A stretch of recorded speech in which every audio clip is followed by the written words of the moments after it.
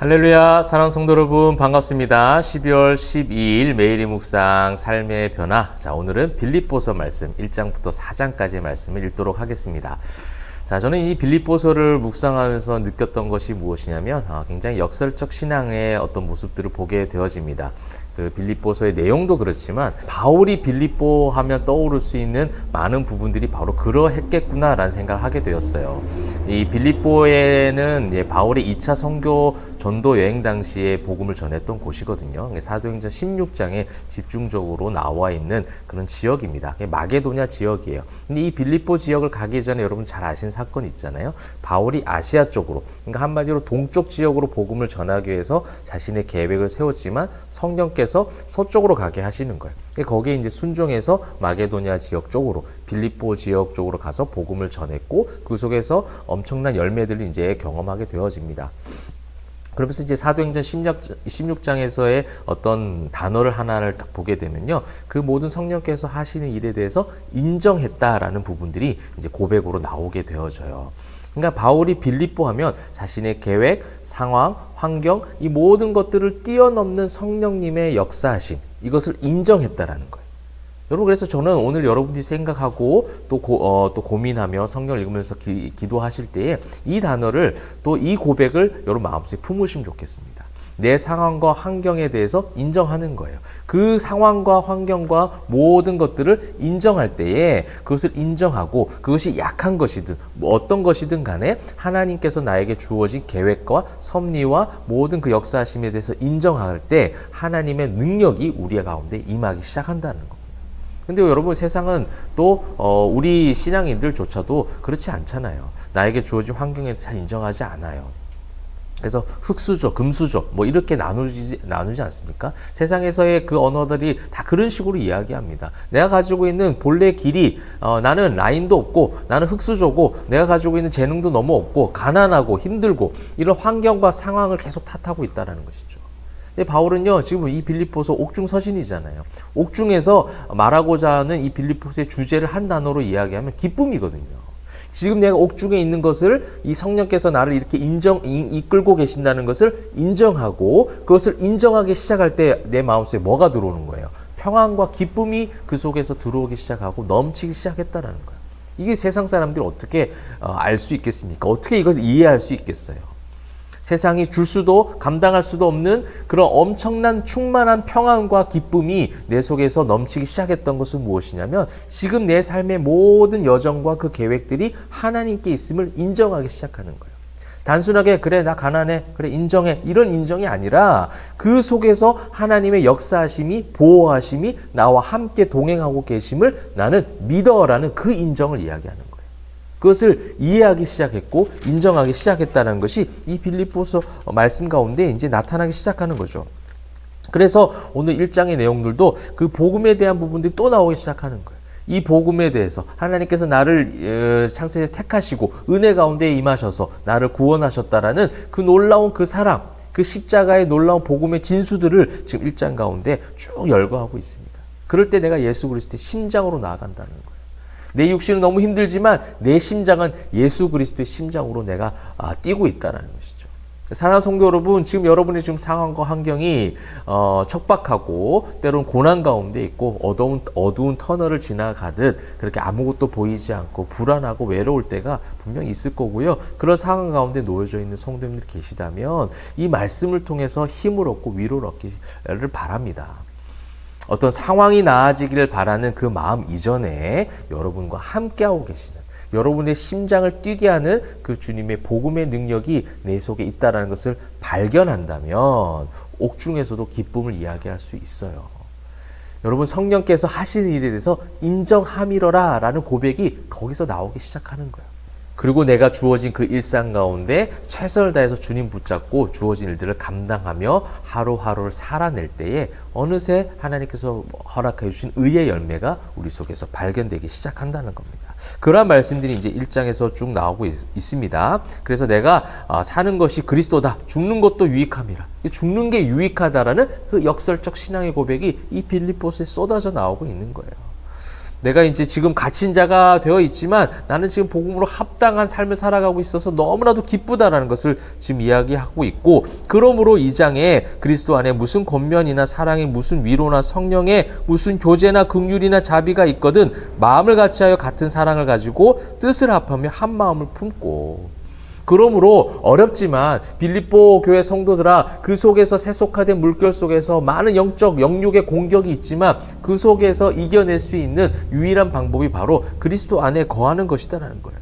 근본은 본체시나 하나님과 동등됨을 취할 것을 여기지 아니하신 그 하나님이 이 땅 가운데 오셨다라는 그 삼위일체의 그 하나님의 놀라우신 복음의 능력, 이것을 너희 안에 이 마음을 품고 나아가라는 것이죠. 너희 안에 이 마음을 품으라. 곧 그리스도 예수의 마음이다.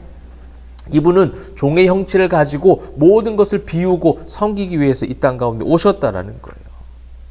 하나님이신데 조물주이신 하나님께서 우리를 위해 죽으시기 위해 이 땅에 오셨다는 그 역설적 복음의 진수, 그 복음의 엄청난 비밀들을, 그 경륜들을 좀 이야기하는 거예요.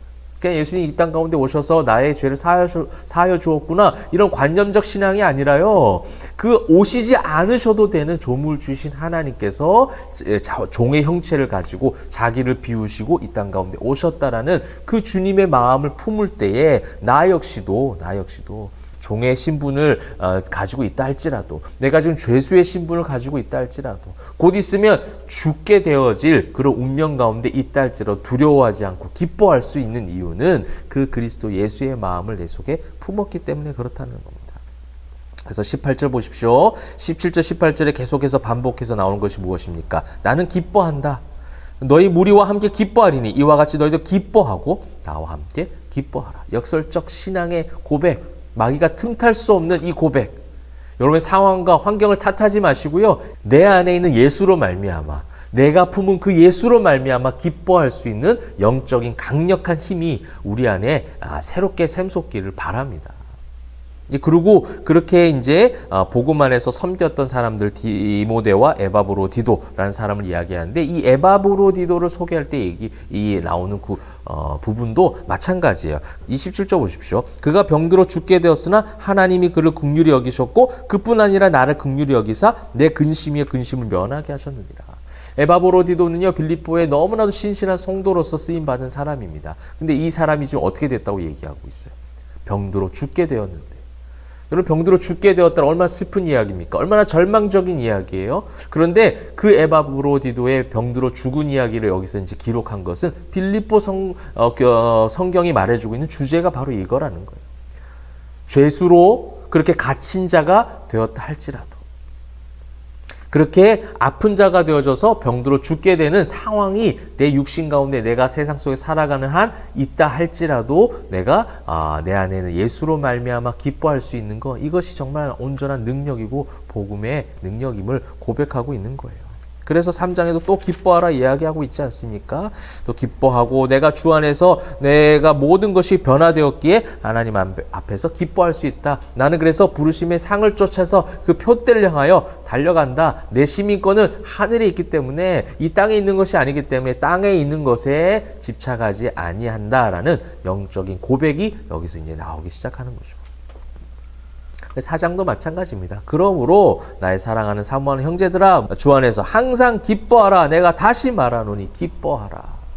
옥중에서 기뻐하라. 그래서 옥중에서 기뻐하는 자신의 신앙의 고백을 하고 있고요, 옥중에 있는 나를 바라보고 걱정하지 말고 오히려 기뻐하라는 거예요. 이 모든 것을 할 수 있게 되어진, 그래서 이것을 할 수 있도록 아무것도 염려하지 말고 간구할 것을 구하고 기도하라는 거예요. 그렇게 기도할 때 무엇이 임하는 거예요? 내게 능력 주신 자에서 내가 모든 것을 할 수 있다는 거예요.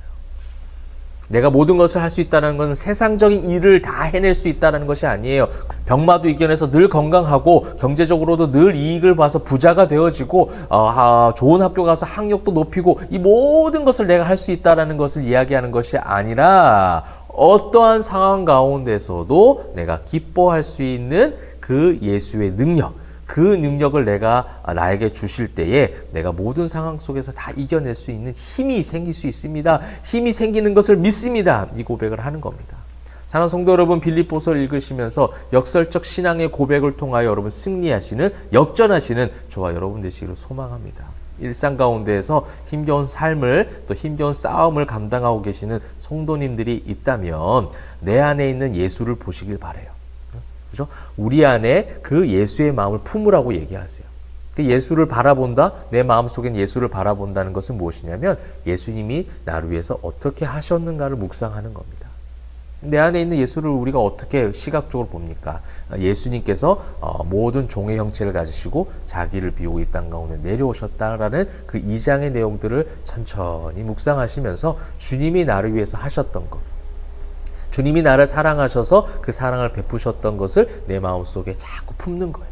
그래서 너희 안에 이 마음을 품으라. 이 마음을 품을 때에 그것을 가지고 주님 앞에 기도하고 그 기도한 것을 가지고 하나님께 주시는 그 힘과 능력을 받아요. 그러면 옥중에서도 기뻐할 수 있는 거예요.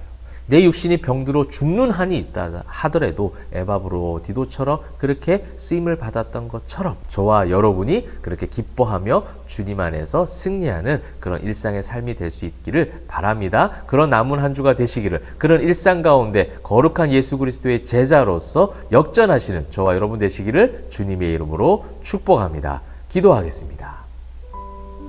사랑과 은혜가 풍성하신 하나님, 우리 안에 주님의 마음을 품기를 소망합니다. 주님께서 허락하여 주신 그 복음의 능력을 가지고 이 땅 가운데 살아갈 때에 주님께서 능력 주시는 자리에서 모든 것을 할 수 있다는 이 고백이 바울의 고백일 뿐만 아니라 우리의 고백, 우리 교회들의 고백이 될 수 있도록 역사하여 주시옵소서. 감사드리며 살아계신 예수 그리스도의 이름으로 기도합니다. 아멘.